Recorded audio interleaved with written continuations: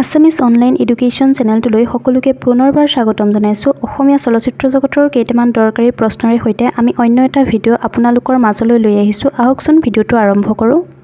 প্ৰথম প্ৰশ্নটো হৈছে, প্ৰথম অসমীয়া চলচ্চিত্ৰ নিৰ্মাতা হৈছে জ্যোতিপ্ৰসাদ আগৰৱালা। প্ৰথম অসমীয়া চলচ্চিত্ৰৰ পৰিচালক হৈছে প্ৰমথেশ বৰুৱা। 1934 চনতে প্ৰমথেশ বৰুৱাই দেৱদাস নামৰ ছবিখন পৰিচালনা কৰিছিল আৰু এই ছবিখন আছিল এখন বাংলা ভাষাৰ ছবি। অসমীয়া চলচ্চিত্ৰৰ প্ৰথম পৰিচালক হৈছে জ্যোতিপ্ৰসাদ আগৰৱালা। প্ৰথম অসমীয়া চলচ্চিত্ৰ হৈছে জয়মতী। 1935 চনৰ 10 মাৰ্চত কলিকতাৰ ৰাওনাক চিত্ৰগৃহত ছবিখনে মুক্তি লাভ কৰে আৰু এই চিত্ৰগৃহটো বৰ্তমানে জ্যোতি চিনেমা নামেৰে জনাজাত আৰু সেই বছৰৰে 20 মাৰ্চত গুৱাহাটীৰ কুমাৰ ভাস্কৰ নাট্য মন্দিৰত ছবিখনে মুক্তি লাভ কৰে।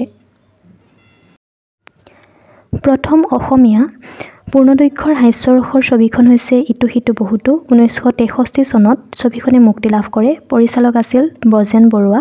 প্ৰথম অসমীয়া সম্পূৰ্ণ ৰঙীন ছবি হৈছে ভাইটি। 1972 চনত এই ছবিখনে মুক্তি লাভ কৰে আৰু পৰিচালক আছিল কমল নাৰায়ণ চৌধুৰী। অসমৰ বাহিৰৰ শিল্পীয়ে অভিনয় কৰা প্ৰথম অসমীয়া ছবিখন হৈছে এৰা বাটৰ সুৰ। 1956 চনত এই ছবিখনে মুক্তি লাভ কৰে। বলৰাজ চাহানীয়ে এই ছবিখনত অতিথি শিল্পীৰূপে অভিনয় কৰিছিল আৰু পৰিচালক আছিল ডক্টৰ ভূপেন হাজৰিকা।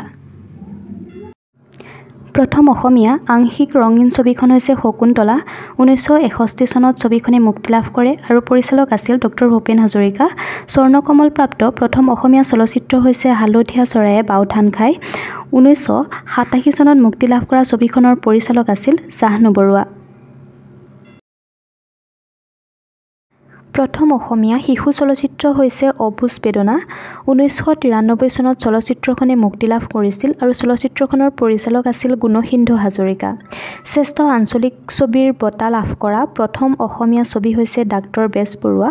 1969 চনত মুক্তি লাভ কৰা এই ছবিখনৰ পৰিচালক আছিল ব্ৰজেন বৰুৱা।